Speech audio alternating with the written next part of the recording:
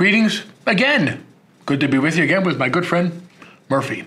And we've been talking about the Bible, how wonderful it is. And last week, remember I gave you some homework? How you doing with that? Did you come up with a favorite passage yet? Did you come up with a favorite Bible story? If not, that's okay, but keep studying. I hope that you will come up with one of those because I think it's going to be a great blessing for you. And as I said before, the Bible is a big book, and there's a lot in there.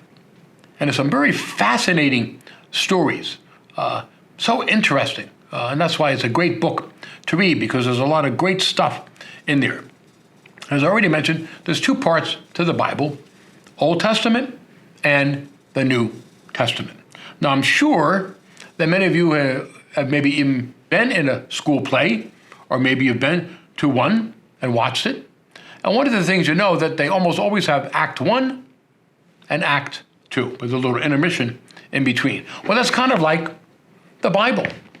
The Old Testament is like Act 1, and it kind of sets the stage. And you know, if you've ever been at a play, and you see all the things that are happening, and if you left at intermission, you wouldn't know how the story turns out. You wouldn't know what happens to the main characters. And it's the same thing with the Bible. If we only read the Old Testament, we learn a lot of great stuff about God, but it's kind of like something's missing. We didn't hear the end of the story. And that's the New Testament, Act 2, where it all comes together when God reveals Jesus to us. So we need both parts. We need Act 1 to find out all the characters, to find out about God, but we also need to know the end of the story by reading the second part, the New Testament.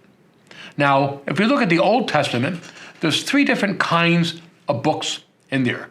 There's one with like a lot of stories, and they're not always exactly like we would today, a reporter, but they give a general idea of things that were happening to the people of God. So that's one part of books, so a lot of stories. Another part is what we call the wisdom books. And those are not so much telling stories, but they're ideas that God wants to teach us about how we should live our lives. And then another important part is a very, very special group of people called the prophets. And those were people that God spoke to in a way that maybe he doesn't speak to us directly, but he would speak to the prophets and ask the prophets to give a special message to the world. So there are those three different parts to the Bible in the Old Testament. The books of stories, the book of wisdom, and then the prophets. And then we come to the New Testament.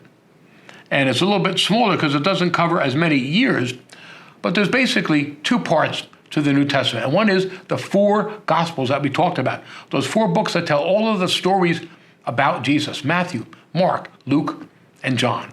But then there are what happened after Jesus went back to heaven.